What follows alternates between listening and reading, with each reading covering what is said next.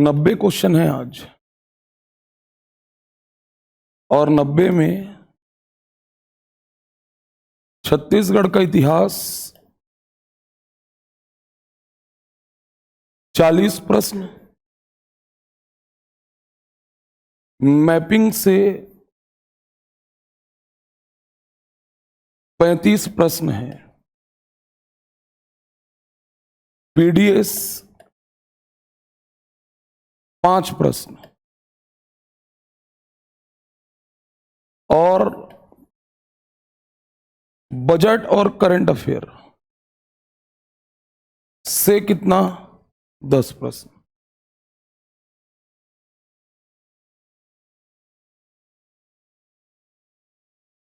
चलो पहला लूं।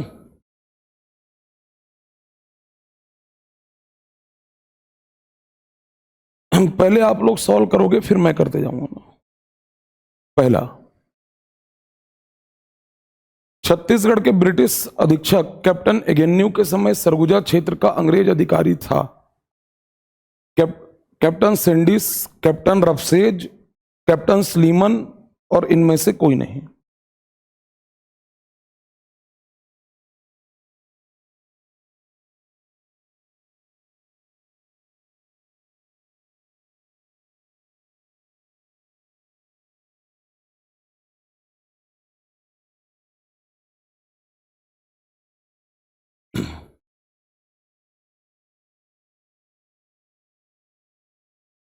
हो गया?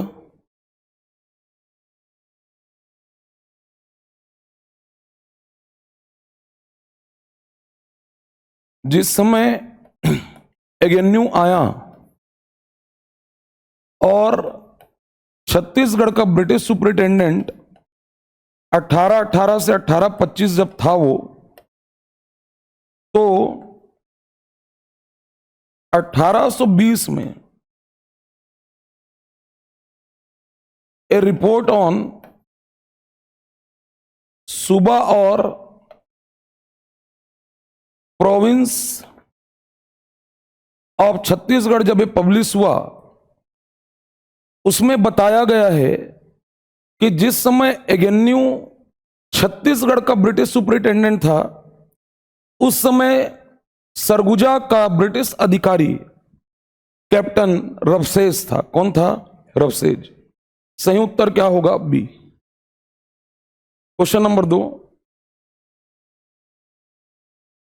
बिंबाजी ने अपने शासनकाल में छुई खदान का राजा किसे घोषित किया? किशोरदास, वीरभद्रदास, तुलसीदास और ऋतुपर्ण किशोरदास।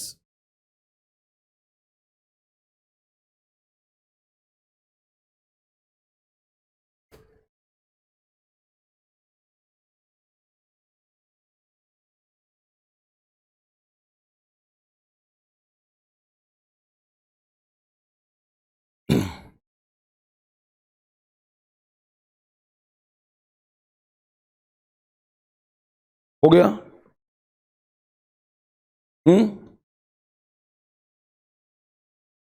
एक नाम अजीत सिंह, एक नाम दरियाव देव। अजीत सिंह, दरियाव देव,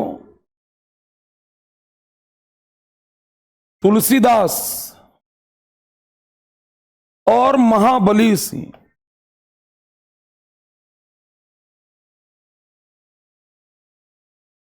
बिंबाजी जो है ये अपने शासनकाल में सरगुजा के शासक अजीत सिंह को राजा का पद दिया था। दरियाव देव जो कि रायगढ़ का शासक बना करके उसको दिया दरियाव देव को राजा का पद। और तुलसीदास छुई खदान से इसको भी राजा का पद दिया। किसको? तुलसीदास। और महाबली सिंह इसको कंवरधा से राजा का पद दिया। तो जिनको राजा का पद दिया था बिंबाजी, उसमें से पूछा है किसको? आपका छुई खदान। और छुई खदान में राजा का पद किसे दिया था? तुलसीदास। सही उत्तर क्या होगा? सी। तीसरा, कैप्टन एगेन्यू द्वारा नहीं किया गया? कौन सा काम को नहीं किया है कैप्टन एगेन्यू? कमा विंसदार को वार्षिक कमीशन 1.5%, लगान की दर 1/3 से 50%, 1820 में जनगणना कराई गई जो जाति आधारित थी। कैप्टन एगेन्यू के संदर्भ में है ये।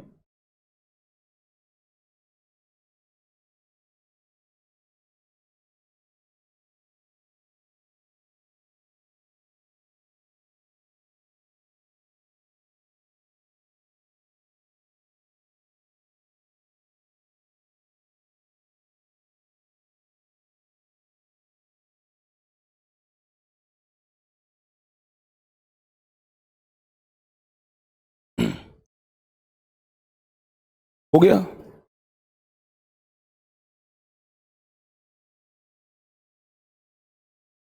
एगेन्यू क्या किया, जब ये आया छत्तीसगढ़, ये देखा कि परगने का प्रमुख राजस्व अधिकारी कमा विंसदार अपनी मनमानी कर रहा है। कौन? कमा विंसदार अपनी मनमानी कर रहा है। ये जैसा पाए वैसा, जितना पाए उतना लगान वसूल रहा है। कोई पावती, कोई रसीद, कोई रिसिप्ट सिस्टम नहीं है। सब कुछ ये म्यूचुअली कर रहा है। कौन? आपका कमा विंसदार आया, पूरे सिस्टम को टाइट किया, कहा अपना मनमानी तेरा नहीं चलेगा, जितना तू लगान वसूलेगा, हर परगने में जितना कमा विंसदार, परगने का प्रमुख राजस्व अधिकारी कमा विंसदार, जितना लगान वसूलोगे तुम सालाना, उसमें मैं कमीशन दूंगा। काम करोगे, लगान वसूल के दोगे पाओगे, और नहीं पाओगे, तुम्हारा लगान जो है सालाना मतलब कमीशन 1.5% फिक्स रहेगा। कितना? 1.5%। 1.5%। तो ये काम को तो किया गया किसके द्वारा? एगेन्यू द्वारा। कि वार्षिक कमीशन कितना आपका? लगान की दर एगेन्यू जो है ये 1/4 से 1/3 रखा था। कितना? 1/4 से 1/3। यहां पर कह रहा है 1/3 से 1/2। ये गलत है, ये नहीं किया है। कौन? आपका एगेन्यू। 1820 में जनगणना कराई, ये भी सही है। और वो जनगणना जाति आधारित थी। क्या थी? जाति आधारित। तो caste based system census, caste based census जाति आधारित जनगणना ये 1820 में कराया था, ये सही है। ये कराया है कौन? आपका एगेन्यू। ये कराया है, ये सही है। तो जो नहीं कराया था वो क्या है? आपका लगान की दर। लगान की, तो लगान की दर के हिसाब से तीसरे का सही उत्तर क्या होगा आपका? केवल 2। केवल, क्लियर हो रहा है? ये तीसरा है। चलिए चौथा, रघुजी द्वितीय ने आनंदीबाई की सहायता के लिए किसे रतनपुर भेजा था?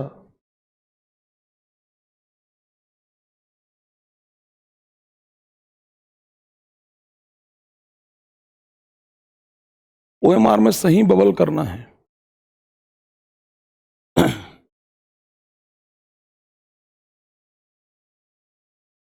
चिमणा जी को भेजा, कारू पंत को, यशवंत कालू को, या महिपत राव को?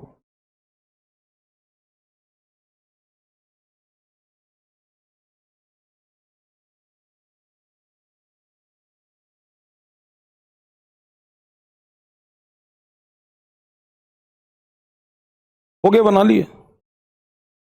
बना लिए? छत्तीसगढ़ में जब रतनपुर में बिंबा जी की मृत्यु हुई, और बिंबा जी की मृत्यु 7 दिसंबर 1787 को हुई, जब इसकी मृत्यु हुई बिंबा जी की, तो बिंबा जी की मृत्यु के साथ में इसकी 3 पत्नियों में उमाबाई सती हो गई और बच जाती है आनंदीबाई, क्योंकि रमाबाई की मृत्यु तो पहले हो चुकी थी 3 पत्नियों में। आनंदीबाई रह जाती है रतनपुर में, और इधर छत्तीसगढ़ से लगा हुआ यह नागपुर है, और नागपुर का शासक उस समय रघुजी द्वितीय था।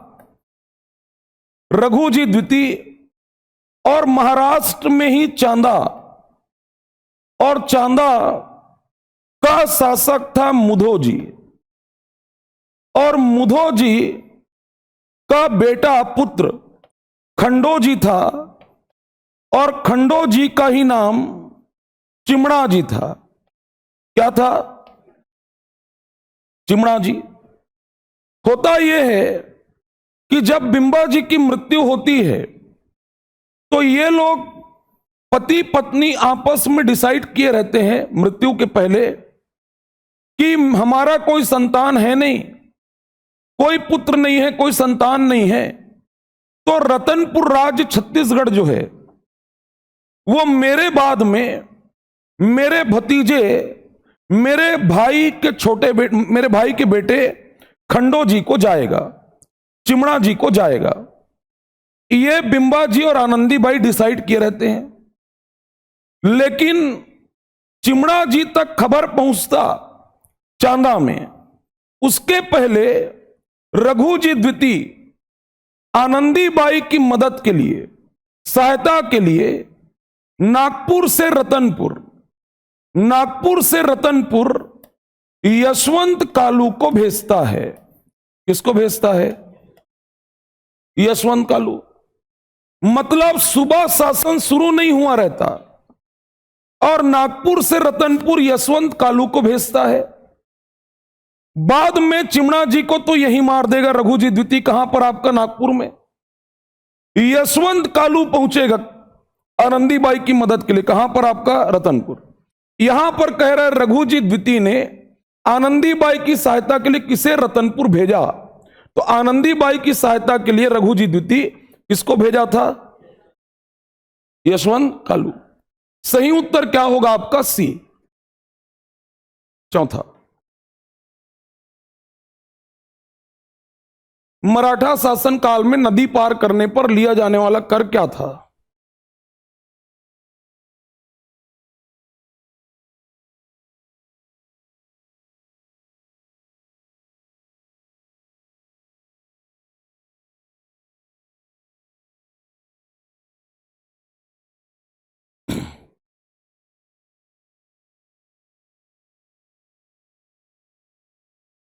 हो गया?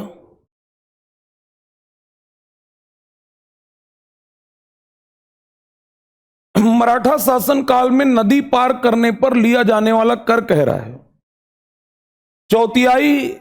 इसी को चौथी भी कहते थे। ये कर है तो चारों, और चारों मराठा शासन के ही कर हैं, लेकिन नदी पार करने पर कह रहा है चौथियाई या चौथी जो है, कोई व्यक्ति यदि इल्लीगल तरीके से अनाधिकृत कोई संपत्ति यदि बना ले, तो उसके ऊपर उसका 1/4 हिस्सा मराठा शासन ये लिया करता था। कोई इल्लीगल कोई एसेट, कोई संपत्ति पर 1/4 हिस्सा, ये चौथियाई था। घाटगाड़ा या इसी को घाटगारा, ये नदी पार करने पर लिया जाने वाला कर है। कौन सा? आपका घाटगारा।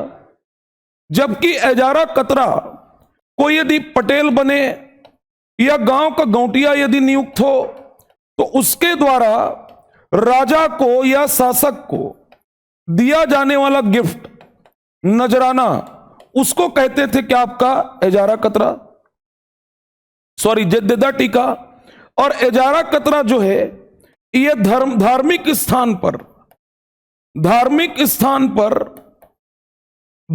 स्थान पर कोई व्यापारी यदि व्यापार करे, तो व्यापारियों से लिया जाने वाला कर यह क्या कहलाता था आपका? एजारा कतरा।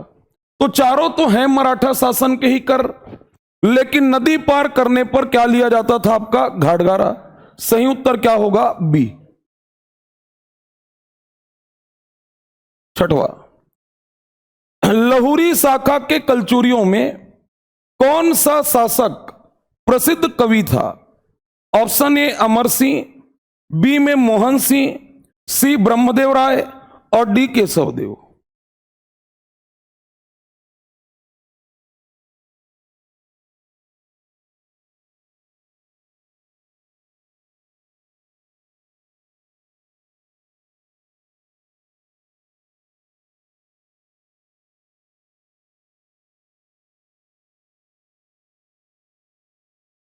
हो गया।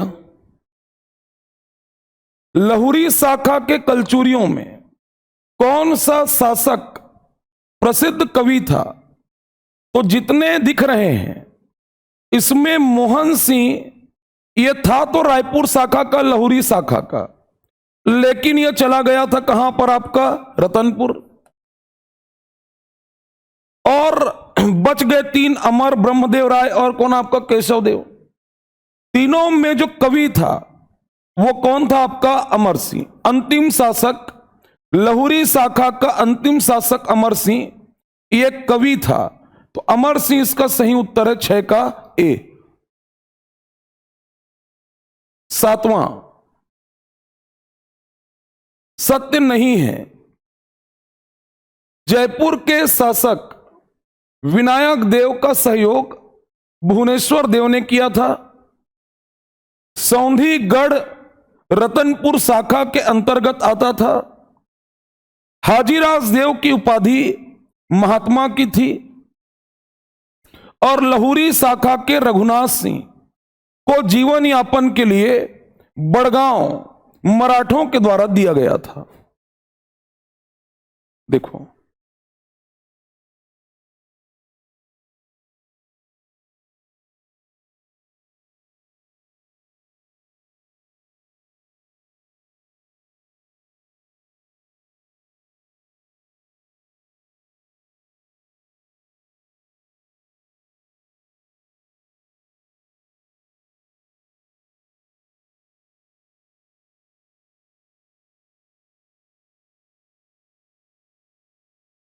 बना लिए।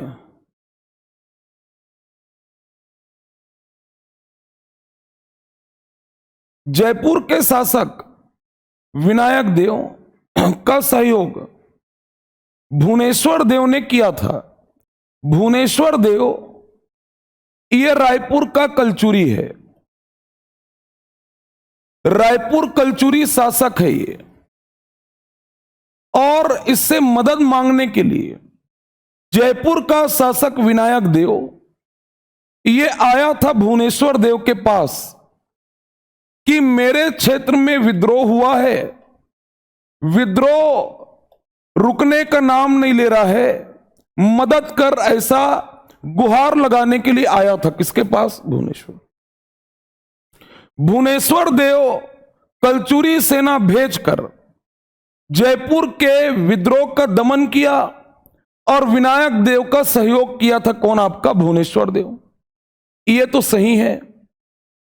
सौंधीगढ़ रतनपुर शाखा के अंतर्गत आता था।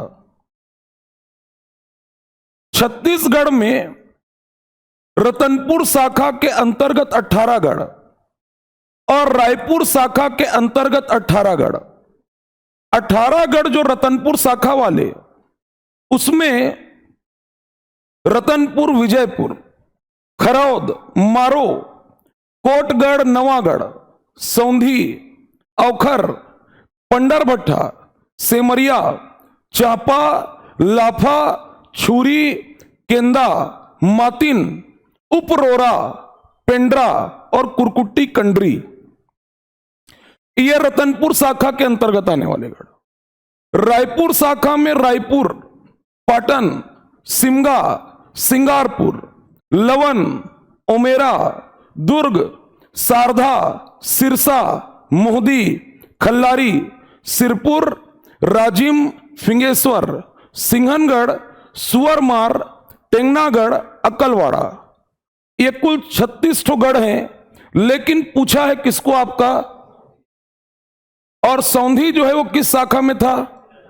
मतलब ये भी सही है। हाजी राजदेव खारून नदी रायपुर का खारून के तट पर हटकेश्वर महादेव मंदिर, हटकेश्वर महादेव मंदिर को 1402 में ब्रह्मदेव राय का पुत्र हाजी राजदेव ने बनवाया। जो महादेव घाट है उसको बनवाने वाला कौन आपका, हाजी राजदेव। और उसी महादेव घाट मतलब हटकेश्वर महादेव मंदिर में लिखा हुआ इस शिलालेख में, हटकेश्वर महादेव मंदिर शिलालेख में बनवाने वाला हाजी राजदेव और उसकी उपाधि, उसका टाइटल लिखा हुआ है क्या आपका, महात्मा। क्या लिखा हुआ है, ये भी सही है। चौथा भी पढ़ लो, लेकिन लहुरी शाखा के रघुनाथ सिंह को जीवन यापन के लिए बड़गांव मराठों के द्वारा दिया गया था। बड़गांव ये है महासमुंद में, और बड़गांव दिया गया था, मराठों ने दिया था, लेकिन रघुनाथ सिंह को नहीं दिया था। बड़गांव जो है अंतिम कलचुरी शासक अमर सिंह का पुत्र, अमर सिंह के पुत्र शिवराज सिंह को बड़गांव ये दिया गया था। किसको दिया गया था, शिवराज। हां, शिवराज सिंह का जो पुत्र था रघुनाथ सिंह, रघुनाथ ये एक रघुनाथ जो रतनपुर शाखा का शासक था, ये रघुनाथ शिवराज का पुत्र। रघुनाथ सिंह रायपुर शाखा में शिवराज का पुत्र था। इसको मराठों ने 4 गांव दान में दिया था, मतलब जीवन यापन के लिए 4 गांव दिया था। 4 गांव में महासमुंद वाला नांदगांव, मुरैना के बाद में गोविंदा, और गोविंदा के बाद में भलेसर। क्या ये 4 गांव मिला था, किसको मिला था? लेकिन यहां पर रघुनाथ सिंह को क्या कह रहा है, जबकि मिला किसको था? इसलिए सही उत्तर नहीं है, सत्य नहीं है। क्या आपका सही उत्तर क्या होगा? डी,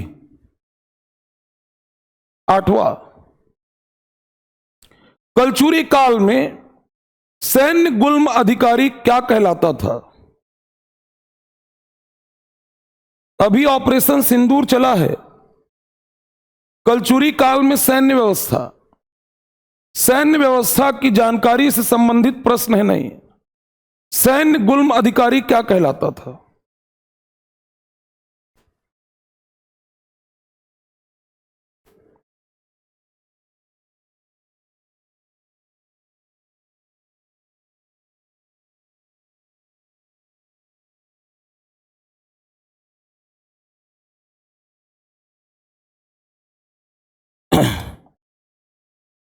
गौल्मिक, बलाधिकृत, महाबलाधिकृत, दंडपाशिक। बलाधिकृत का मतलब सेनापति था कलचुरी काल में। महाबलाधिकृत प्रमुख सेनापति इसका मतलब होता था। और दंडपाशिक मतलब पुलिस अधिकारी। पुलिस अधिकारी यह दंडपाशिक था। गौल्मिक मतलब आपका सैन्य गुल्म का अधिकारी। सैन्य गुल्म अधिकारी ऐसा मैं नहीं कह रहा हूं, ऐसा लिखा हुआ है अकलतरा शिलालेख में। कहां पर लिखा हुआ है?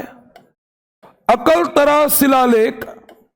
अकलतरा शिलालेख एकमात्र सोर्स है रत्नदेव द्वितीय का है, कलचुरी शासक रत्नदेव द्वितीय का, और इसी रत्नदेव द्वितीय के अकलतरा शिलालेख में एकमात्र यह सोर्स है जो कलचुरी काल के सैन्य व्यवस्था की जानकारी देता है, और उसी में लिखा हुआ है कि कलचुरियों की सेना में एक सेना होती थी गुल्म सेना, और उसके सैन्य गुल्म अधिकारी को क्या कहते थे? तो सही उत्तर क्या होगा?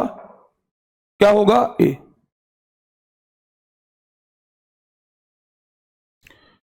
कौन सा कथन सत्य नहीं है? गढ़वाल राजा गोविंद चंद्र जाजलदेव प्रथम का मित्र था।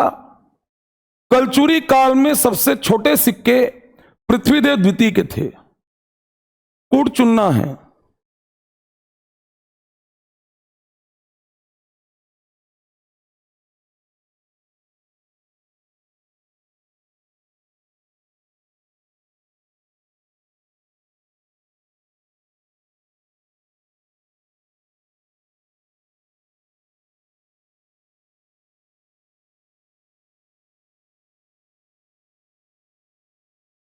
जाजलदेव प्रथम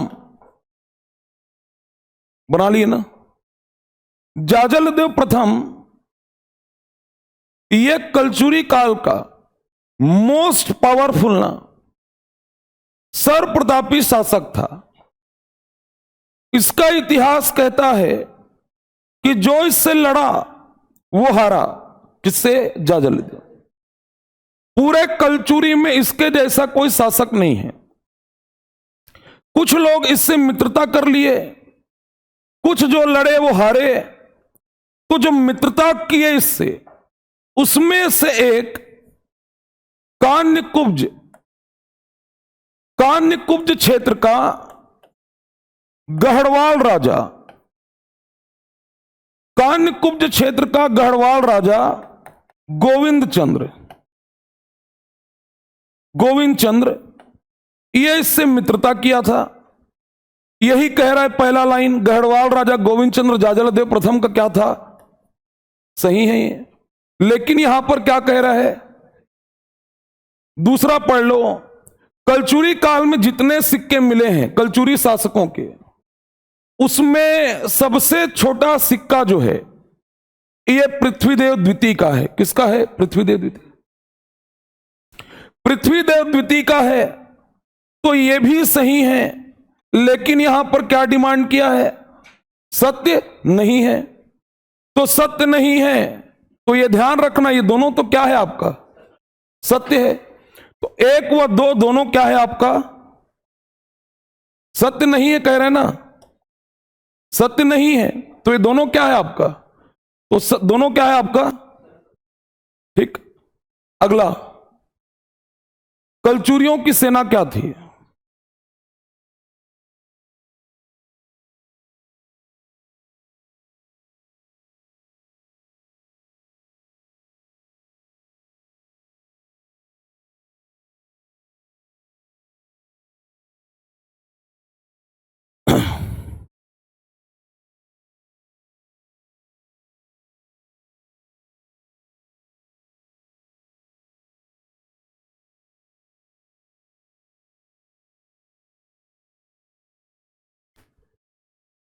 कलचुरियों की सेना बना लिए, बना लिए। अभी बोला हूं कि रत्नदेव द्वितीय का अकलतरा शिलालेख, अकलतरा इंस्क्रिप्शन, अकलतरा शिलालेख ये एकमात्र सोर्स है जो जानकारी देता है कलचुरी कालीन सैन्य व्यवस्था का, आर्म फोर्सेस का सैन्य व्यवस्था की जानकारी का एकमात्र स्रोत क्या है? यह अकलतरा शिलालेख में लिखा हुआ है। लिखा हुआ है कि सेना या बल के जो प्रकार होते हैं उसमें मौल बल, भृतक बल, मित्र बल, अमित्र बल, श्रेणी बल और आट्विक बल के 6 प्रकार को बताया है। कितना? 6। अकलतरा शिलालेख में बताया है मौल, भृतक, मित्र, अमित्र, श्रेणी और आटविक। देखो फिर कह रहा हूं, अभी ऑपरेशन सिंदूर चला है, सैन्य व्यवस्था के संबंध में कलचुरी काल में ना, ये एकमात्र सोर्स है क्या आपका? 6 प्रकार का बल इसमें लिखा है, लेकिन उसके आगे लिखता है अकलतरा शिलालेख कि बल के तो 6 प्रकार थे, लेकिन कलचुरी काल में ये 6 नहीं, कलचुरी कालीन जो सेना थी, जो बल था कलचुरी राजाओं के पास, वो चतुरंगी थी, चतुरंग बल। कौन सा बल? चतुरंग बल। तो महाभारत में दुर्योधन के पास में जो चतुरंगी सेना थी, उससे कंपैरिजन किया गया है कलचुरियों की सेना को। कहां पर आपका 6 प्रकार बताया गया, लेकिन आगे लिख दिया गया कि यह 6 नहीं था। कलचुरियों की सेना क्या थी? उनके पास जो बल था वो क्या था? इसलिए सही उत्तर क्या होगा? क्या होगा? B, 11th। रायपुर का नाम हटकपुर किस युग में था?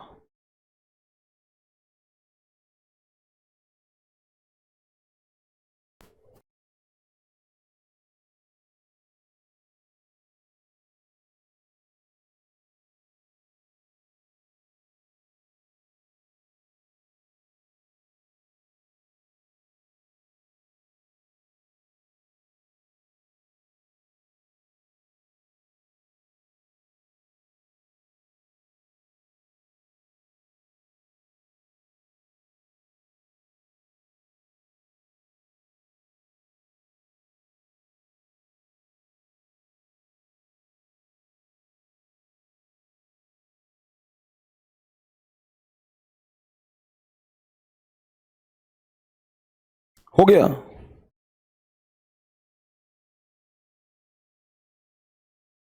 चार युग में सतयुग, त्रेता, द्वापर और कलयुग। क्या? कलयुग। रायपुर का नाम हाटकपुर कह रहे हैं, हाटक। 4 युग में सतयुग, कनकपुर, त्रेता में हाटकपुर, द्वापर में कंचनपुर और कलयुग में रईपुर। क्या? रईपुर। सही उत्तर जो होगा त्रेता युग। क्या होगा? त्रेता। क्वेश्चन नंबर 12 भूमकाल विद्रोह के संबंध में है।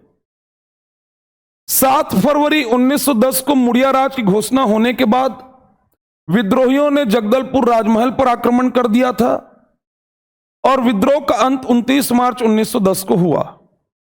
कूट चुनना है।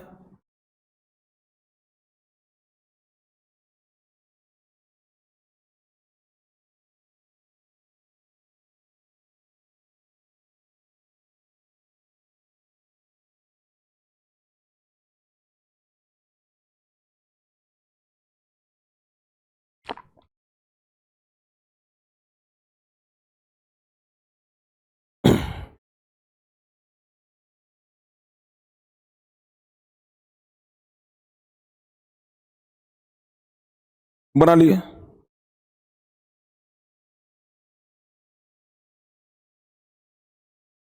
लगातार अभी यहां से प्रश्न आ रहे हैं, पहले भी आया है। कहां से? भूमकाल। लगातार यहां से प्रश्न है और लगभग लगभग हर पहलू को छू चुका है। किसका? भूमकाल विद्रोह।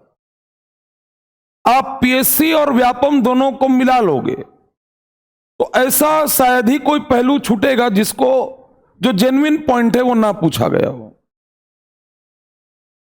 7 फरवरी 1910 इसको भी पूछ चुका है, लेकिन यह पूछा था कि मुड़िया राज की घोषणा कब हुई। और पूछा तो बड़ा जेन्युइन तरीके से पूछा था कि मुड़िया राज, यह मजाक बात नहीं था, राजतंत्र है। काकतियों का राज चल रहा था। किनका? काकतियों का राज चल रहा था। और काकती जो थे, ये आदिवासियों के लिए, बस्तर के आदिवासियों के लिए राजा भगवान है। राजा क्या है? राजा भगवान है, प्रजा का पालक होता है राजा। काकतियों का राज चल रहा है, मतलब आप समझो ऐसी क्या स्थिति उत्पन्न हुई होगी कि काकती राज को आदिवासियों ने यह कह दिया कि अब से क्या क्या मुड़िया राज। इसलिए इसको सीजीपीएससी पूछने ऐसा हल्का कभी क्वेश्चन सीजीपीएससी नहीं पूछेगा। मुड़िया राज कब लागू हुआ ऐसा पूछा भूमकाल में, 7 फरवरी 1910। और मुड़िया राज की घोषणा, यह स्थान था गीदम। क्या था? गीदम। गीदम में 7 फरवरी 1910 की रात को गीदम में मुड़िया राज को घोषित किए भर है ना, किए भर हैं। और गीदम में घोषित मुड़िया राज घोषित होने के बाद उसके पहले की जितनी घटनाएं थीं, 1 फरवरी 1910 भूमकाल विद्रोह की शुरुआत है। लेकिन 1 फरवरी, 2 फरवरी, 4 फरवरी, 5 फरवरी, जितनी घटनाएं भूमकाल में आप पढ़ते हैं, 1 तारीख को शुरू हुआ, 2, 4, 5, ये पूरे इस दौरान लगान पिक्चर के जैसा हो रहा था। कौन सा पिक्चर? लगान पिक्चर। मतलब जिधर गेंद जा रहा है वो 11-11 प्लेयर उधरी जाते थे। जहां विद्रोह करना है, किसी को मारना है, बाजार को लूटना है, सब विद्रोही एक साथ जाकर वहीं छपा जाते थे।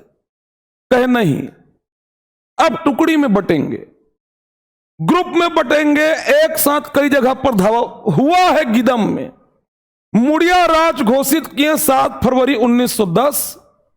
गीदम के ऊपर, अब नक्शे दिमाग को दौड़ाना, गीदम के ऊपर बारसूर, छोटे डोंगर, भोपालपट्टनम, उसूर, कुटरू, कुआकोंडा, जगरगुंडा, उसके अलावा कोंटा, बहीगांव, कुलूल, ये सब जगह पर उसी रात को ना एक साथ सब जगह पर हमला बोले हैं। कौन? विद्रोही। ये जितना नाम लिया हूं, लेकिन क्या जितना नाम लिया हूं उसमें जगदलपुर राजमहल है क्या? जगदलपुर में अटैक नहीं हुआ था, वहां पर आक्रमण नहीं हुआ था। भूमकाल विद्रोह के संबंध में यह लाइन जो है, ये क्या है? गलत है। क्या है? गलत। विद्रोह का अंत 29 मार्च 1910, इसको पूछा जा चुका है। यह लाइन सही है। एक असत्य है और 2 क्या है आपका? सत्य है। एक असत्य, एक गलत और दूसरा क्या आपका? सही उत्तर क्या होगा? बी। क्या होगा? बी। ठीक है, एक ही बार ले लो। उसके बाद ब्रिटिश शासन के द्वारा बस्तर रियासत को महाराजा की उपाधि किसके शासनकाल में प्राप्त हुई?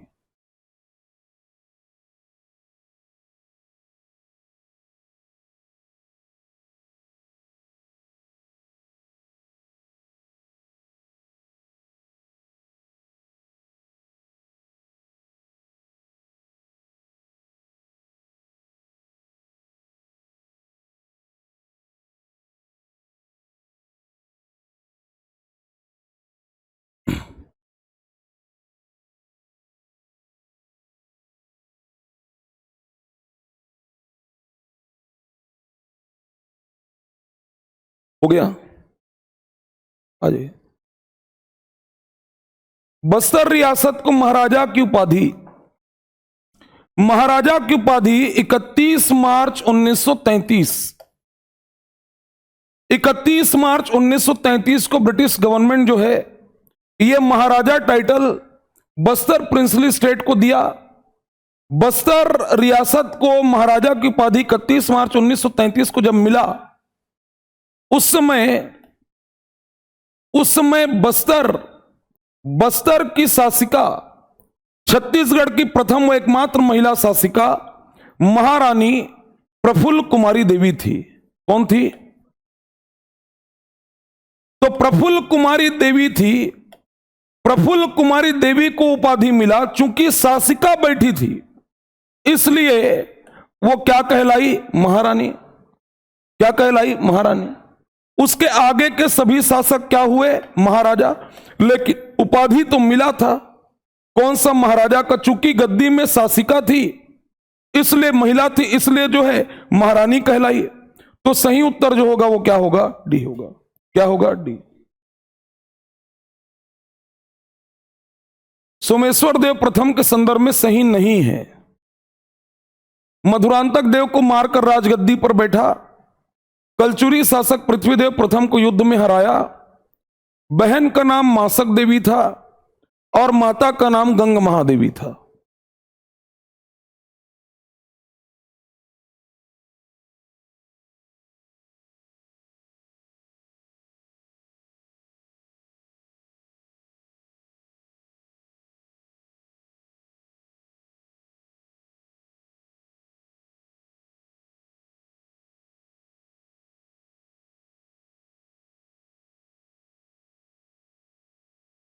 देखो, इस पूरे सीरीज में आज क्लास में मैं क्वेश्चन वही लिया हूं जहां से प्रश्न बन सकता है। मतलब हिस्ट्री, मैपिंग, जो भी टॉपिक है उसमें व्यापम पीएससी का जो क्वेश्चन का जोन है, जहां से प्रश्न आता है, जो क्वेश्चन का जोन है वहीं से प्रश्न उठाया गया है। आप छिंदक नागवंश को उठाएं बस्तर के इतिहास में, और छिंदक नागवंश के जितने क्वेश्चन आए हुए हैं प्रीवियस ईयर में, वो लगाने के बाद में आपको समझ आ जाएगा कि 10 में से 9 बार क्वेश्चन का एक ही टॉपिक रहता है इस राजवंश में, और वो कौन होगा आपका? सोमेश्वर देव प्रथम। इसके बाहर नहीं जाएगा। 10 में से 9 बार, एक आधी बार किसी और को पूछेगा। सोमेश्वर देव प्रथम के संदर्भ में कह रहा है। सही है ये कि मधुरांतक देव को मार करके गद्दी में बैठा था। क्यों? क्योंकि मधुरांतक देव जो था ये एक्चुअल में इसका पिता नहीं है, ये इसके पिता धारावर्ष जगदेव भूषण का सामंत था। धोखाधड़ी करके गलत तरीके से छिंदकों की राजगद्दी में जाके बैठ गया था। धारावर्ष के बाद ये बैठा जाके, इससे वापस अपनी गद्दी को लिया, इसको मारा और मार करके अपनी गद्दी वापस लिया था। कौन आपका? ये सही है। कलचुरी शासक पृथ्वीदेव प्रथम, तो सोमेश्वर देव प्रथम की बहन जो मासक देवी थी, इसके सपोर्ट के कारण ये खूब आगे बढ़ा। मासक देवी इसको मोटिवेट करती थी कि तू आगे बढ़, साम्राज्य का विस्तार कर। ये कई जगह पर अटैक करते हुए ये पहुंच गया रतनपुर। कहां पहुंचा? और रतनपुर में जाकर के पृथ्वीदेव प्रथम को पीट दिया। किसको? पृथ्वीदेव प्रथम को पीट दिया। बाद में पृथ्वीदेव प्रथम का पुत्र जाजल देव पीटेगा। किसको? मनमाने पीटेगा। किसको? लेकिन पीटा तो है, मतलब हराया है। किसको? पृथ्वीदेव प्रथम। तो यह भी क्या है? सही है। बहन का नाम था, लेकिन माता का नाम गंग महादेवी नहीं था, गुंड महादेवी था। क्या था?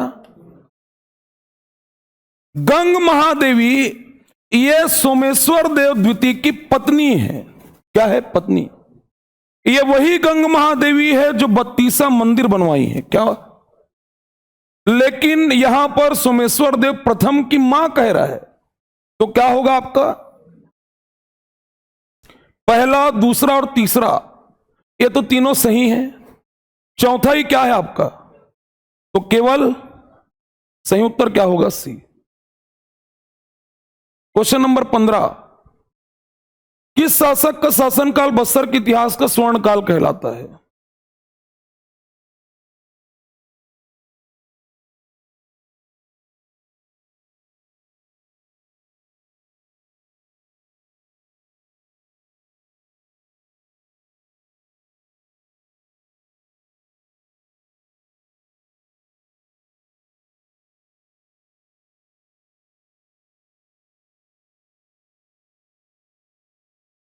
बना लिया?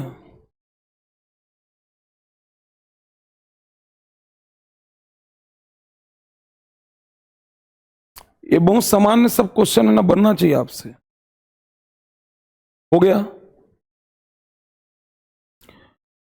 बस्तर के इतिहास का स्वर्ण काल, ज्यादातर लोग छत्तीसगढ़ के इतिहास का स्वर्ण काल ये पढ़ के रखते ही हैं। छत्तीसगढ़ के इतिहास का, तो छत्तीसगढ़ के इतिहास का स्वर्ण काल सिरपुर का पांडु शासक महाशिवगुप्त। लेकिन यहां पर क्या कह रहा है? बस्तर के इतिहास का सही उत्तर क्या है? भवदत्त वर्मन। 16वां, कलचुरी शासकों का सही क्रम।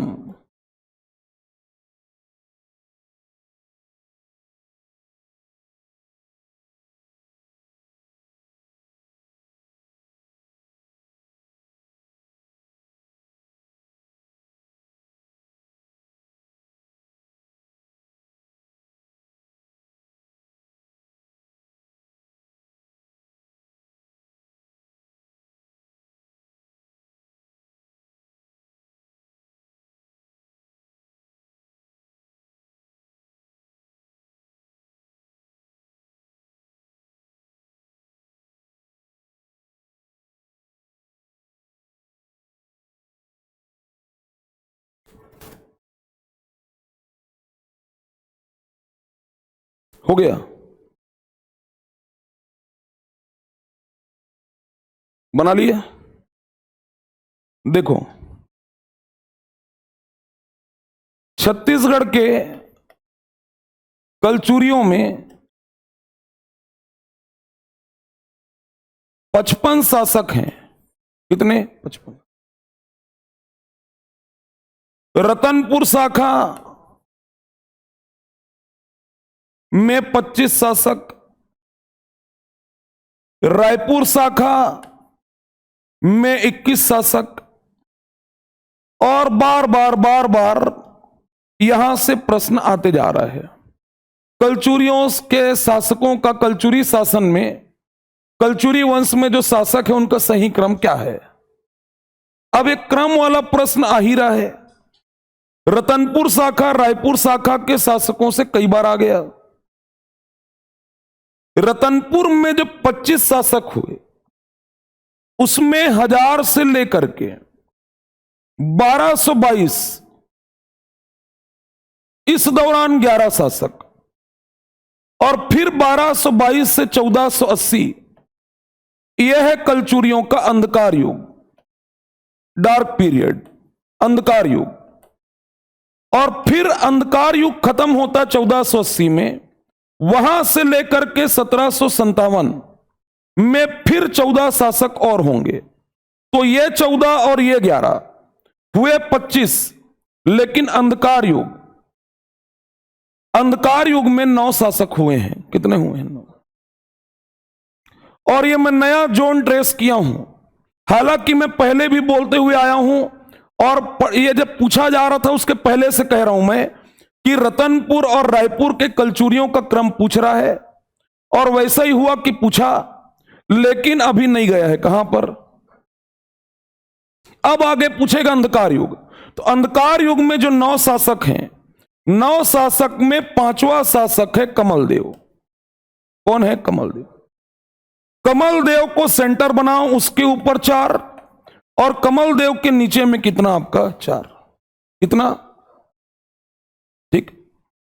हमारे यहां जैसे मान लो जाए कथा, मंदिर में पूजा पाठ हो रहा है, यज्ञ हवन हो रहा है, तो सनातन संस्कृति में पूजा जब आखिरी होता है तो क्या कहते हैं? धर्म की, ऐसा कहते हैं ना, धर्म की जय हो। तो पहले धर्म की जय नहीं कराना है, पहले जय और उसके बाद क्या करना है? धर्म की जय ना करा करके जय हो धर्म का ऐसा बोल दो।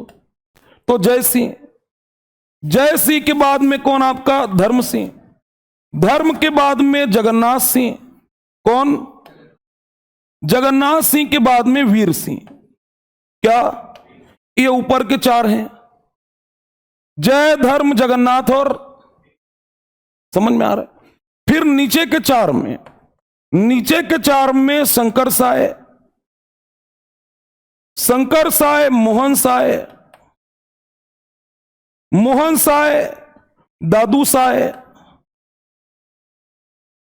और पुरुषोत्तम साय। पुरुषोत्तम साय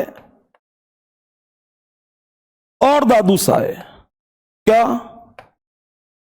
अब इसको देखो, अब उसके हिसाब से इसको देखो आप। तो 9 में से रैंडम उठाया हूं, बीच का उठाया हूं, धर्म सिंह। तो धर्म, फिर वीर, कमलदेव, कमलदेव के बाद में क्या आपका? मोहन, और मोहन के बाद में क्या है आपका? क्या है? दादू। फिर भी एक बार और बाकी को भी चेक करो। यहां तो धर्म के बाद क्या लिख दिया है? यहां पर धर्म के बाद में क्या है? जगन्नाथ, और जगन्नाथ के बाद क्या है? वीर। तो धर्म सिंह, वीर सिंह, फिर मोहन साय आ गया, और बाद में कौन आ रहा है? तो कमलदेव पहले आना था, मोहन साय बाद में। यहां पर वीर, वीर के बाद क्या कह रहे? धर्म। तो सही उत्तर जो है वो क्या है आपका? क्या है? ए। छत्तीसगढ़ की प्रथम लिपिबद्ध रचना।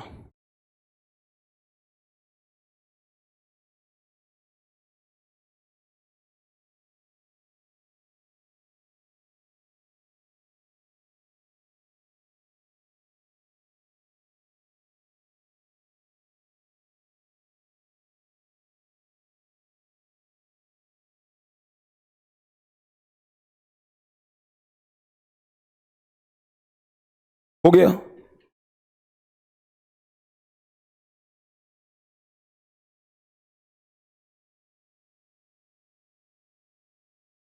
छत्तीसगढ़ की पहली लिपिबद्ध रचना, प्रथम लिपिबद्ध, तारीख श्री है वंशी राजाओं की। यह राज्य की पहली लिपिबद्ध रचना है। बाबू रेवाराम की 14 रचनाएं हैं। कितनी है? 14। तारीख श्री है वंशी राजाओं की, सार रामायण, दीपिका, ब्राह्मण स्रोत, गंगा लहरी, गीता माधव, नर्मदा अष्टक। फिर उसके बाद में आपका रामा सुमेघ, विक्रम विलास, रत्न परीक्षा, रतनपुर का इतिहास, दोहावली, माता के भजन, श्री कृष्ण लीला के भजन और लोक लावण्य वृत्तांत। ये 14 रचनाएं हैं। किसकी? बाबू रेवाराम। और 14 रचनाओं में तारीख श्री है वंशी राजाओं की। देखो खूब तमाशा, ये गोपाल मिश्र का है। भक्त चिंतामणि गोपाल मिश्र का है, जिनको छत्तीसगढ़ का वाल्मीकि कहते हैं। इतिहास समुच्चय ये पंडित शिवदत्त शास्त्री का है। तारीख श्री है वंशी राजाओं की बाबू रेवाराम का है। और यही राज्य की पहली लिपिबद्ध क्या है? तो सही उत्तर क्या है? C. Match the following. Kalachuri प्रशासन है ये, कलचुरी कालीन प्रशासन व्यवस्था।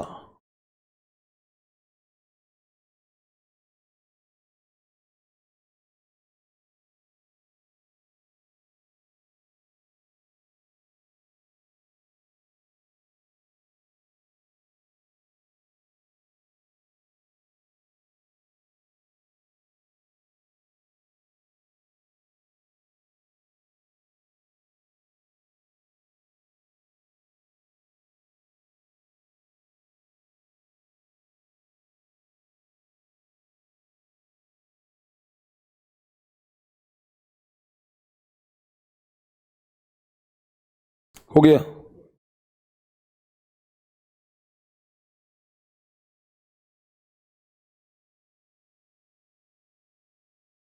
बना लिए। कलचुरी काल में दो ही तो कर थे, एक उद्रंग और दूसरा उपरिकर।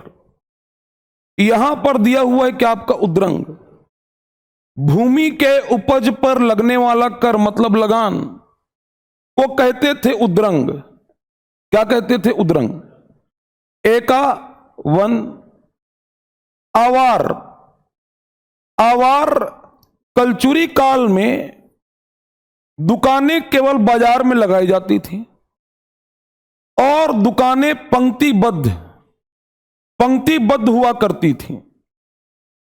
तो जो दुकान होता था उसको कहते थे विथी।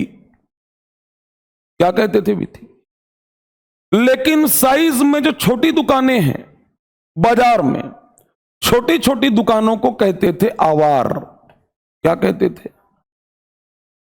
बड़ी दुकानें एक साथ होती थी, छोटी दुकानें एक साथ। बढ़िया सिस्टम कलचुरी बना के रखे थे। आवार मतलब छोटी दुकानें।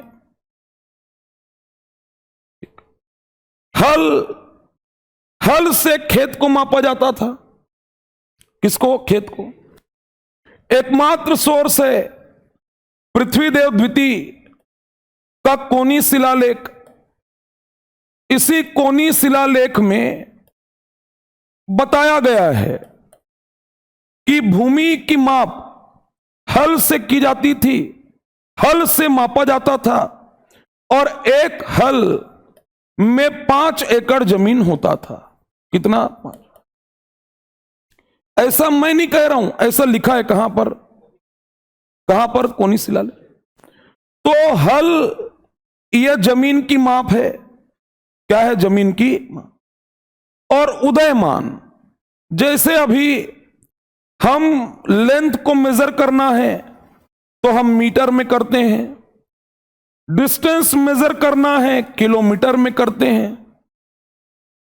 अभी वर्तमान में सीजीएस पद्धति, एमकेएस पद्धति, एसआई पद्धति, तो पूरे विश्व में मापन पद्धति जो है, मेजरमेंट का सिस्टम, वो हमने एसआई पद्धति को माना हुआ है, लागू किए हैं हम लोग भारत में। भारतीय मापन अधिनियम 1954 में हम वैश्विक स्तर पर हमने एसआई पद्धति को अपनाया है। लेकिन पहले राजवंशों में, अलग अलग राजघरानों में, अलग अलग राजवंशों में अपना अलग सिस्टम था। वो लोग क्या करते थे, जब लंबाई को मेजर करना है तो वो प्रयोग करते थे उदयमान। क्या? और जब दूरी को मापना है तो वृहन्नायन। वृहन।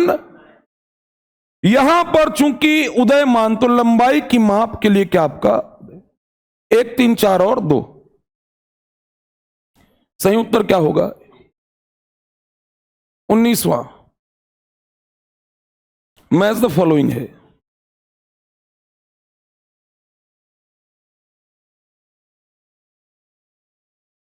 ये प्रागैतिहासिक कालीन स्थल हैं, प्री हिस्टोरिक साइट्स।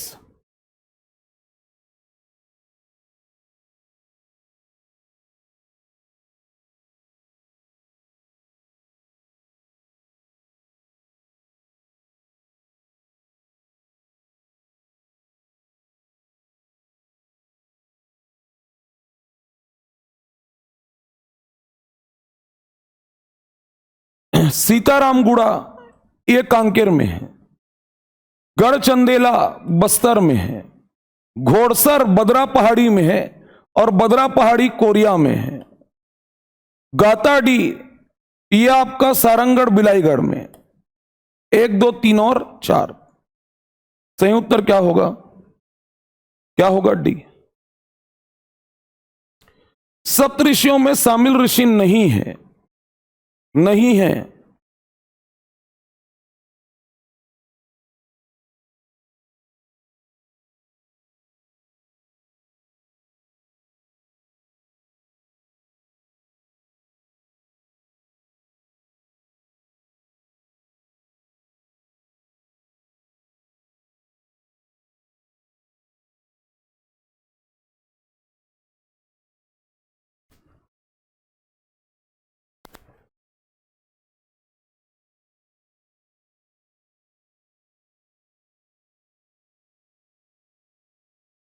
हो गया।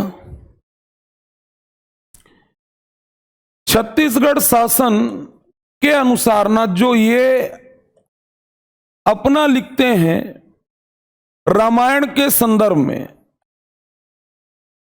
रामायण के संदर्भ में सरकारी जो पत्रिका है राज्य शासन के अनुसार छत्तीसगढ़ शासन का संस्कृति और पर्यटन विभाग जो कहता है कि छत्तीसगढ़ में सप्तऋषि आश्रमों में, सप्तऋषियों में शामिल ऋषि में एक नाम श्रृंगी ऋषि, सरभंग ऋषि, अंगिरा ऋषि, अगस्त ऋषि, गौतम ऋषि, कंक ऋषि और मुचकुंद ऋषि,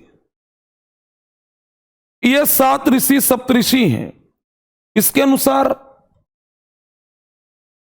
जो देता है रिपोर्ट में, और जो राम वनगमन पथ जो बनाया जा रहा है उसके आधार पर सरभंग ऋषि सप्तऋषियों में है, गौतम ऋषि हैं।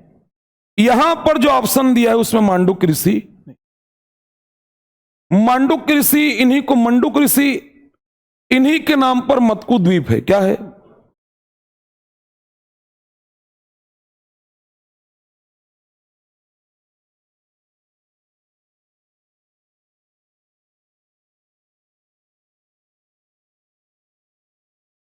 सातवाहन कालीन काष्ठ स्तंभ पर सर्वप्रथम अध्ययन हीरानंद शास्त्री ने किया। यह एक यज्ञ स्तंभ है और स्तंभ में मंदिर का रक्षक पल विथित पालक को बताया गया है।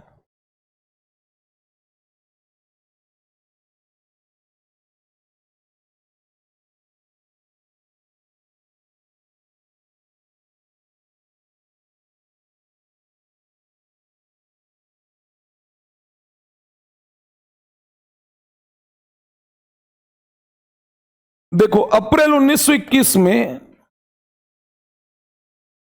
शक्ति जिला मालखरौदा गांव का नाम किरारी गांव से हीराबंद तालाब से सातवाहन कालीन वुडन पिलर कास्ट स्तंभ मिला। क्या मिला? यह कास्ट स्तंभ है यज्ञ स्तंभ। यज्ञ के आयोजन के दौरान गड़ाया गया था। 13 फीट 9 इंच का है, साल और बीजा की लकड़ी का है, ऊपर में कलश बना हुआ है। उसको नागपुर भेजा गया, नागपुर के म्यूजियम में रखा गया। क्यों? क्योंकि हम लोग उस समय सेंट्रल प्रोविंस मध्य प्रांत का हिस्सा थे। उसके ऊपर अध्ययन हीरानंद शास्त्री ने किया। सबसे पहले अध्ययन हीरानंद शास्त्री ने किया। बाद में उसको रायपुर के म्यूजियम में रखा गया। उसमें कुल 20 अधिकारियों का नाम है। कितना? 20। सातवाहन काल के 20 पदाधिकारी, उनका डेजिग्नेशन, उनका पदनाम दिया हुआ है। और यहां से सीजीपीएससी प्रश्न बनाया है उसी अधिकारी में से। लेकिन यहां पर कह रहा स्तंभ में, काष्ठ स्तंभ में मंदिर का रक्षक पल विथित पालक को बताया गया है। मंदिर का रक्षक जो अधिकारी होता था उसको कहते थे पादमूलिक। क्या कहते थे? और पल विथित पालक ये मांस बाजार का अधिकारी होता था। बाजार में जहां पर मांस बिकता था उसका अधिकारी पल विथित पालक कहलाता था। यह सेंटेंस क्या है? गलत है। तीसरा असत्य है। 1 और 2 क्या है आपका? सही उत्तर क्या होगा? सी।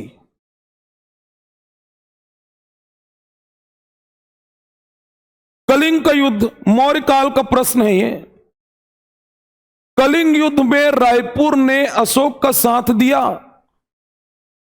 और अशोक के कलिंग अभियान के रास्ते में उत्तर छत्तीसगढ़, मतलब छत्तीसगढ़ का उत्तरी हिस्सा था, कूट चुनना है।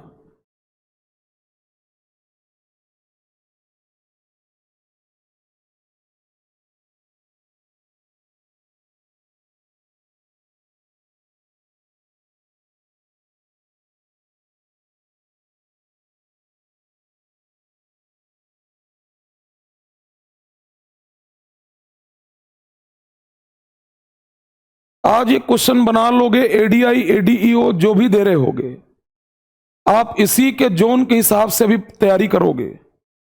आपको पूरा मैं क्वेश्चन का जोन अभी ट्रेस करा दे रहा हूं कंप्लीट। इसमें सीधी हिस्ट्री का वो कोई टॉपिक नहीं छूटेगा जहां पर जोन आपका ट्रेस ना हो, बशर्ते आप क्वेश्चन को लगा लें।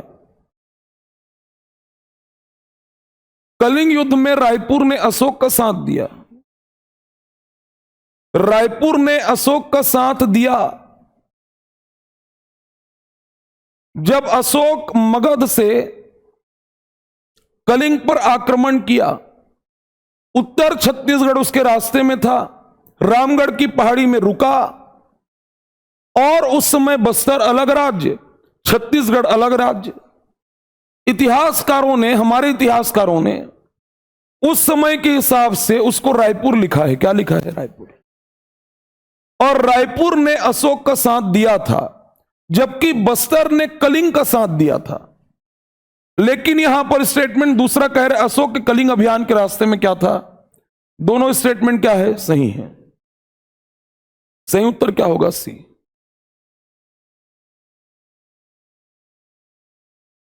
कई बार आया हुआ प्रश्न है, एक बार नहीं कई बार, प्रयाग प्रशस्ति। लेकिन इसमें ऐसा कोई पहलू नहीं जिसको ना पूछा हो।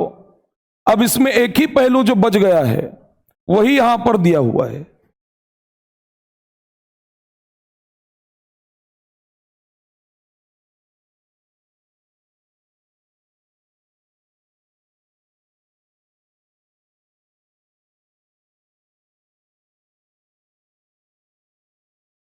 प्रयाग प्रशस्ति यह हरिसेन की रचना है, जो समुद्रगुप्त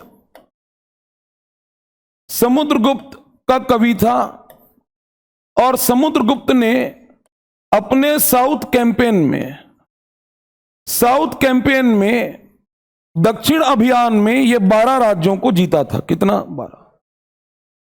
12 राज्यों को ग्रहण और मोक्ष की नीति के तहत 12 राज्यों को जीता था समुद्रगुप्त। उसी का पूरा वर्णन प्रयाग प्रशस्ति में कवि हरिसेन ने किया है। तो जो 12 राज्यों को जो जीता, वो प्रयाग प्रशस्ति का 19वां और 20वां, ये दो जो लाइन है, 19वां पंक्ति और 20वां पंक्ति में 12 राज्यों का वर्णन है। अब चूंकि वो नीचे गया तो छत्तीसगढ़ से होते हुए गया, ये दक्षिण कोसल, ये बस्तर, और दक्षिण कोसल में उस समय वाकाटक वंश का शासन था और बस्तर में नल वंश का। और नलवंशी शासक था व्याघ्रराज, और दक्षिण कोसल का वाकाटक शासक कौन था? आपका महेंद्र सेन। दोनों को युद्ध में परास्त किया कौन? समुद्रगुप्त। इसका वर्णन प्रयाग प्रशस्ति में तो है, लेकिन किस पंक्ति में है? तो पूरे 12 राज्यों का वर्णन 19 और 20, चूंकि शुरुआत ही यहीं से हो रहा है तो ऑब्वियस सी बात है कौन सा पंक्ति होगा? सही उत्तर क्या है? कौन सा? बी। छत्तीसगढ़ से प्राप्त किस राजवंश के सिक्कों में महेंद्रादित्य अंकित है? महेंद्रादित्य किसके सिक्कों में लिखा है? किस राजवंश के?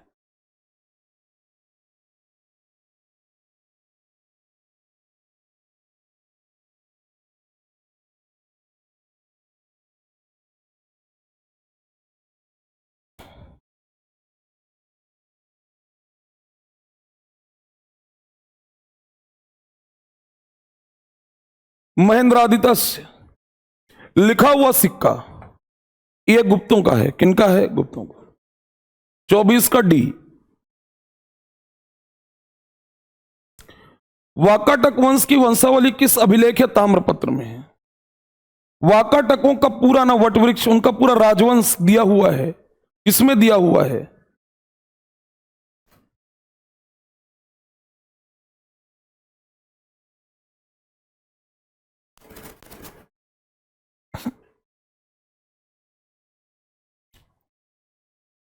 देखो, पूना अभिलेख यह प्रभावती गुप्त का है। प्रभावती गुप्त का है। बालाघाट ताम्रपत्र यह नरेंद्र सेन का है। दुर्ग ताम्रपत्र अधूरा है, लेकिन यह रुद्रसेन द्वितीय का है, सॉरी प्रवरसेन द्वितीय का है, प्रवरसेन द्वितीय का है। और अजंता अभिलेख यही एक सोर्स है जिसमें पूरा वाकाटक वंशावली, एक एक शासक का नाम लाइन से, क्रम से पूरा वटवृक्ष लिखा हुआ है। किसमें? आपका अजंता। सही उत्तर क्या होगा? 26वां। द्रोण सिंह, द्रोण सिंह के संदर्भ में है, राजकीय शिल्पी था। किस वंश से इसका संबंध था? सिरपुर का पांडु वंश। ये 2 पॉइंट है, उसके आधार पर सही कूट चुनना है।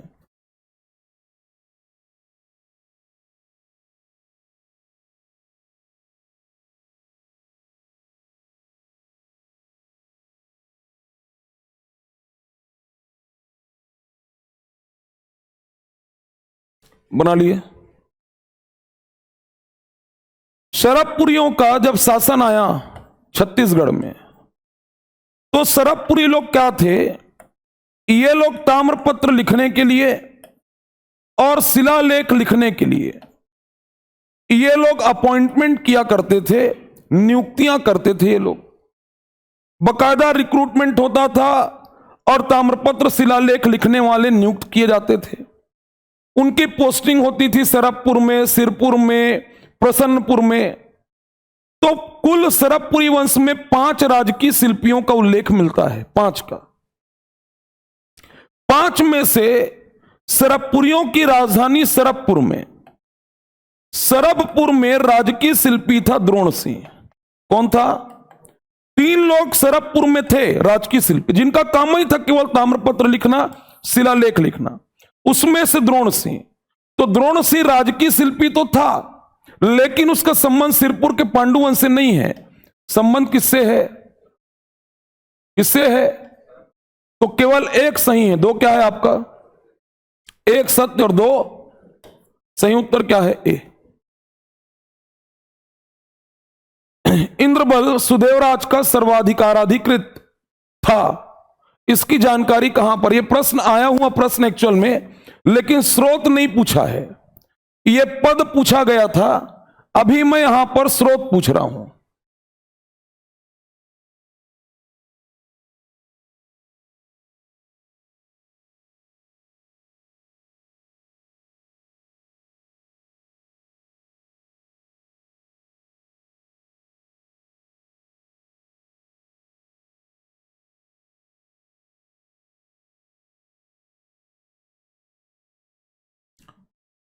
सुदेवराज का सामंत था इंद्रबल। यह शरभपुरी शासक है, और शरभपुरियों के समय में जब सुदेवराज राजगद्दी पर बैठा था, उसका सामंत था इंद्रबल। बाद में यही इंद्रबल सिरपुर में पांडुवंश की नींव डालेगा। सिरपुर के पांडुवंश का संस्थापक है इंद्रबल। लेकिन सुदेवराज ने इसे, जब शरभपुरी में सामंत था, तो सुदेवराज ने इसको एक पद दिया था, सर्वाधिकाराधिकृत। लेकिन इसकी जानकारी कहां पर है, यह पूछ रहा है। और इसकी जानकारी जो है वो कहां पर है? महासमुंद से मिले हुए कौवाताल अभिलेख में यह जानकारी मिलती है। प्रशासनिक पद महादेवी, यह एक पद होता था महादेवी, किस राजवंश के समय होता था? महादेवी का पद।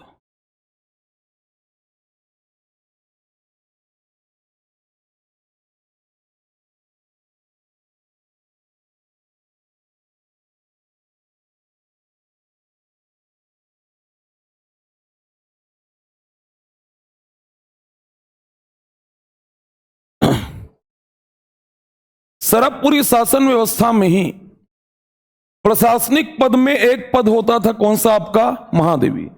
सही उत्तर क्या होगा इसका? डी होगा। मैकल के पांडुवंश के शासकों का सही क्रम क्या है? जमाना है क्रम में।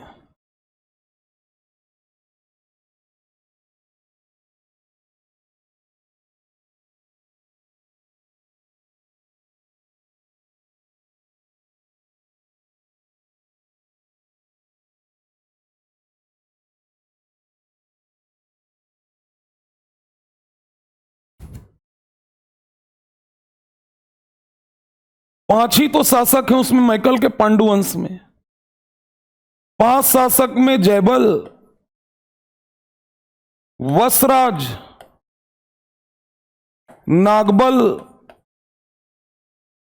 फिर भरतबल और भरतबल के बाद में सुरबल। कौन हुआ? ये 5 शासक है। अब पढ़ा हुआ सब रहता है आपका।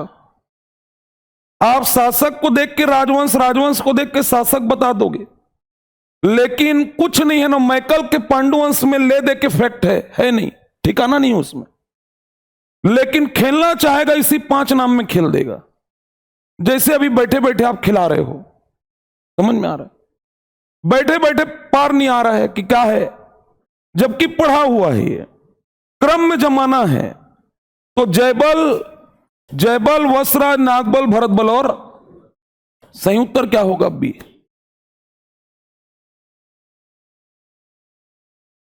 मैच द फॉलोइंग है। एक तरफ सोर्स है, ताम्रपत्र है, और दूसरे तरफ राजवंश है।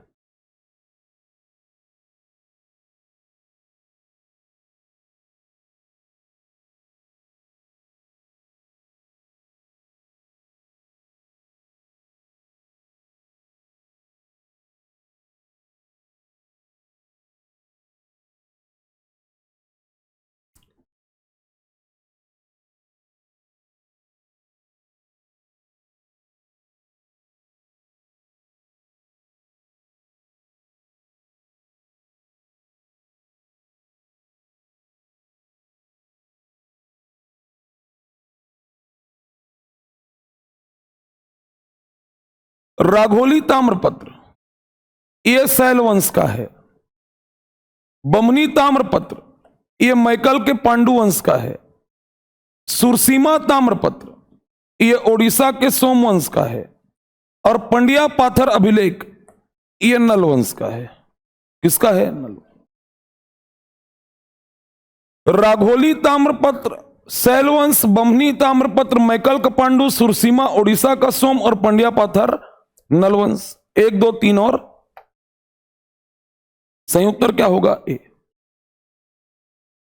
त्रिपुरी से पाली पर पहला आक्रमण जब हुआ, कलचुरियों ने जब किया, तो उस समय ओडिशा का सोमवंशी शासक कौन था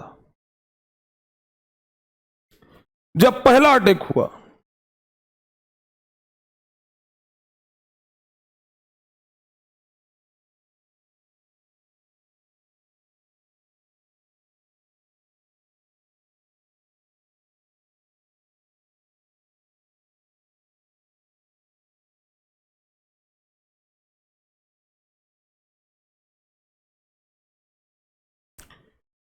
त्रिपुरी से रतनपुर में, उस समय पाली में बाणवंशी थे, और इधर जबलपुर का त्रिपुरी, इधर ओडिशा में सोमवंश। पाली में बाणवंशी शासक विक्रमादित्य, और त्रिपुरी से जब पाली पर पहला अटैक हुआ 9वीं शताब्दी के अंत में, तो उस समय अटैक करने वाला शंकरगण द्वितीय मुग्धतुंग था। शंकरगण द्वितीय मुग्धतुंग। और जब यह अटैक किया पाली पर, विक्रमादित्य को जब यह हराया, उस समय ओडिशा का सोमवंशी शासक शिवगुप्त था। कौन था? सही उत्तर क्या होगा? ए।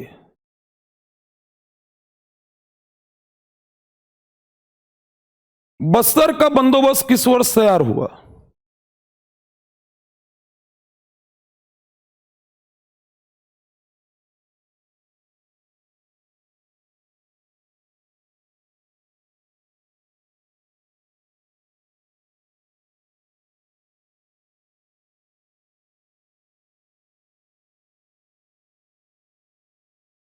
बन गया। राजा रुद्र प्रताप देव ने तैयार कराया था। पूरा राजस्व व्यवस्था को लेकर के बस्तर का बंदोबस्त ये राजा रुद्र प्रताप देव ने कराया। कब कराया? तो 1900 में। कब कराया? 1900। कोटपाड़ की संधि में त्रयंबक अवीर राव किसका प्रतिनिधि था?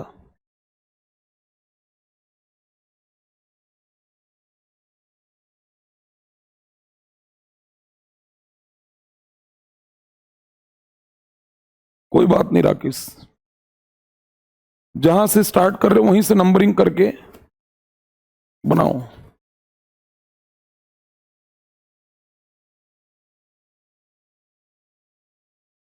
कोटपाड़ की संधि 6 अप्रैल 1778। इसी संधि से बस्तर को छत्तीसगढ़ में मिलाने का बीज बोया गया था। यह संधि काकतीय शासक दरियावदेव, जयपुर का शासक विक्रमदेव और मराठों का प्रतिनिधि त्रयंबक अवीर राव के बीच में हुआ था। त्रयंबक अवीर राव, दरियावदेव ने अपने वादे के मुताबिक विक्रमदेव को कोटपाड़ परगना दे दिया था और मराठों को 59,000 रुपया टकोली सालाना दूंगा, इसका अंगूठा जो है दरियावदेव लगाया। 6 अप्रैल 1778। एक संप्रभु राज्य बस्तर जो स्वतंत्र था वो मराठों के अधीन आया। मराठों का प्रतिनिधि बनकर के आया था कौन? आपका। लेकिन मराठा में कौन? तो बिंबाजी। कौन? ज्यादातर लोग यहां पर कंफ्यूज होंगे, यहां पर कंफ्यूज होंगे, लेकिन यह ध्यान रहे कि यह बिंबाजी का आना था। बिंबाजी को, इसको आना था। हमेशा यह ध्यान रखें हम, बिंबाजी एक ऐसा व्यक्ति है, एक ऐसा व्यक्ति था जो रतनपुर से नहीं हिलेगा। कहां से? 10 का मस नहीं होगा वो एक ही कंडीशन से रतनपुर से निकलेगा, यदि उसको नागपुर जाना हो। कहां जाना हो? आधे रात में नींद में यदि कोई उसको उठाएगा चल तो नागपुर, तो तुरंत ना उसी समय भागेगा। कहां के लिए? लेकिन नागपुर के अलावा उसको कहीं छत्तीसगढ़ में नहीं जाएगा वो। कौन? और नहीं जाएगा। उसको आना था कहां पर? बस्तर, कोटपाड़ शामिल होना था, उसको नहीं हुआ। किसको भेजा? तो वो किसका प्रतिनिधि था? बस्तर के स्वाधीनता संग्राम में किस जनजाति ने बढ़ चढ़कर हिस्सा लिया था?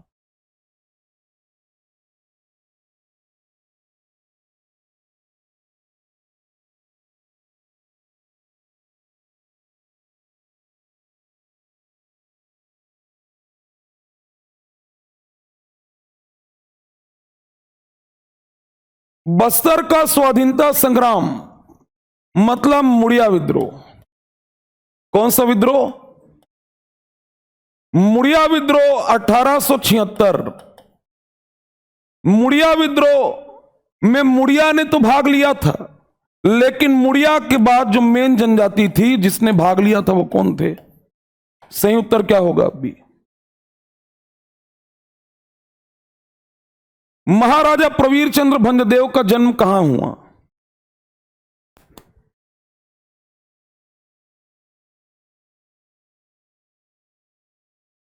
क्वेश्चन बन जाएगा ना, पास हो जाओगे। हाँ, एकदम जेन्युइन क्वेश्चन है, कोई हवम नहीं है, बेवजह के एक सिंगल क्वेश्चन नहीं है। जोन ट्रेस कराते हुए ले जा रहा हूं।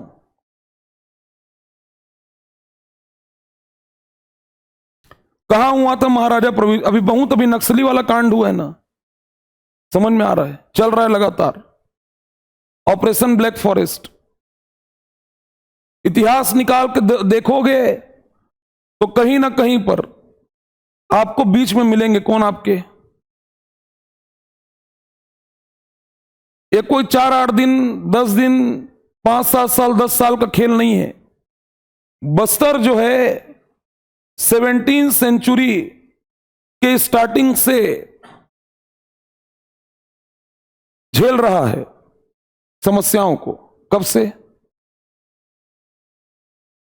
और वो धीरे धीरे करके उसी के आड़ में वहां पर नक्सलवाद पनपा है।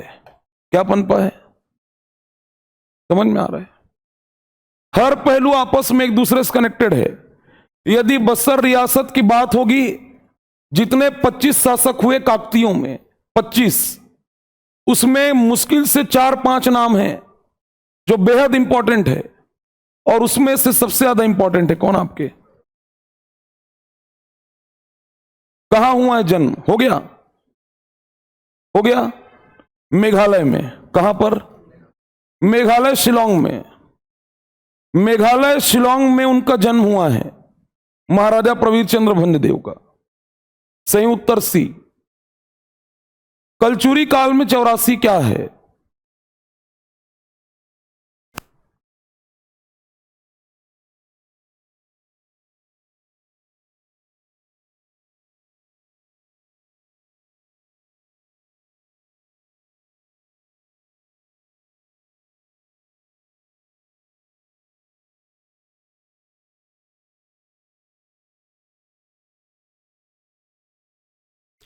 कलचुरी काल में गढ़ व्यवस्था था।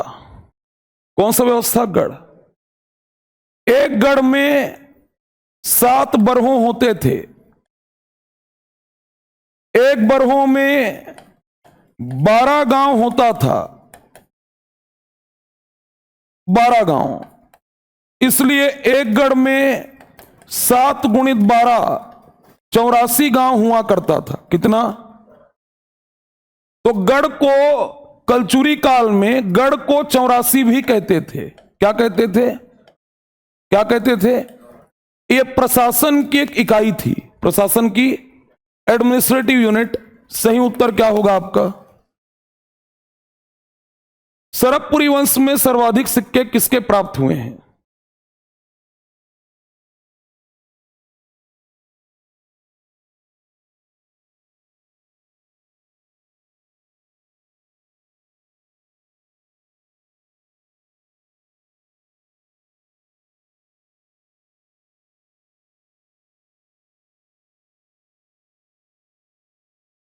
सबसे ज्यादा सिक्के 161 सिक्के सरकपुरी वंश में, ये प्रसन्न मात्र के हैं। किसके हैं? सही उत्तर क्या होगा? ध्रुवाराव माड़िया ने ब्रिटिश सेना को कहां पर हराया था?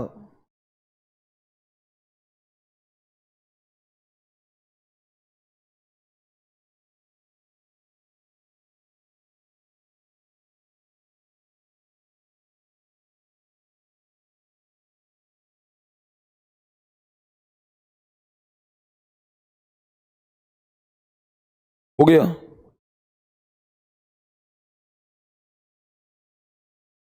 इनको छत्तीसगढ़ का दूसरा शहीद कहते हैं।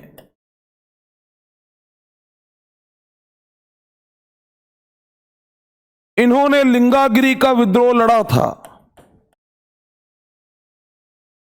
56-57 में यह विद्रोह हुआ था।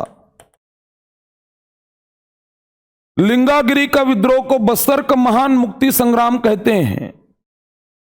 3 मार्च 1856 और 5 मार्च 1856, 3 मार्च 1856 लिंगागिरी के तालुकेदार ध्रुवाराव माड़िया ने अंग्रेजी सेना से युद्ध लड़ा और अंग्रेजी सेना को हराया। कहां पर हराया? कहां पर? चिंतल। 5 मार्च को उनको फांसी दी गई। अंग्रेज सक नहीं पाए, घर वालों को, गांव वालों को उठा ले गए। इनको सामने आना पड़ा, हथियार डालना पड़ा, इसलिए 5 मार्च 1856 को उनको फांसी दी गई।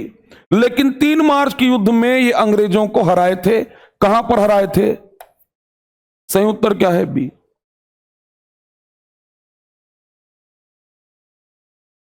ये छत्तीसगढ़ के इतिहास का ये सेकंड लास्ट क्वेश्चन है। इसके बाद एक प्रश्न और फिर मैपिंग के क्वेश्चन आएंगे। शासक नरेंद्र के शासनकाल में भोगपति राहुदेव ने किस ब्राह्मण को गांव दान में दिया था?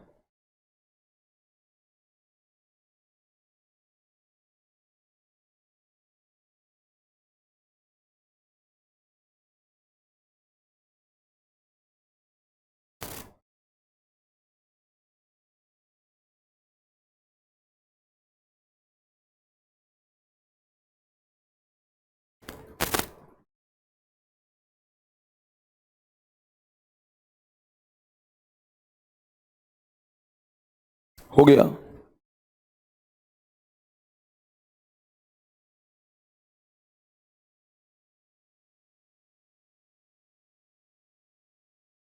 ये सरबपुरी वंश का शासक है।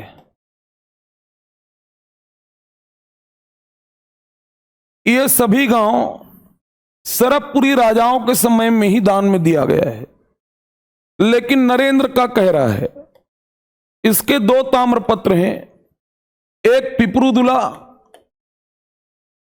और दूसरा कुरुद। दो ताम्रपत्र।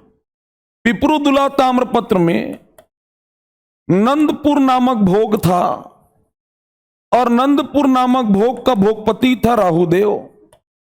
नंदपुर भोग के अंतर्गत आने वाला शंकरापद्र नाम के गांव को राहुदेव नामक भोगपति ने, जो नंदपुर भोग का प्रमुख था, उसने शंकरापद्र नामक गांव जो है ये स्वामिप नाम के ब्राह्मण को, किसको? स्वामिप नाम के ब्राह्मण को दान में दिया। तो याद रखना, शंकरापद्र नाम का गांव स्वामिप नाम के ब्राह्मण को दान में दिया गया। राहुदेव ने दान में दिया था, क्योंकि केशवक नामक गांव भी शंख स्वामी को दान में दिया गया था इसी शासनकाल में। लेकिन यहां पर भोगपति राहुदेव कह रहा है, इसलिए सही उत्तर क्या होगा आपका? क्या होगा?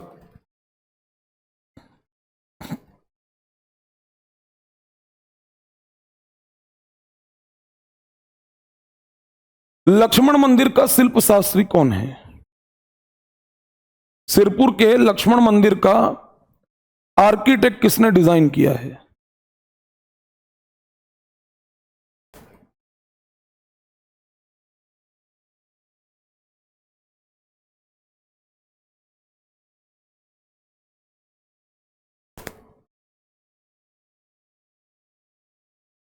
हो गया? हो गया?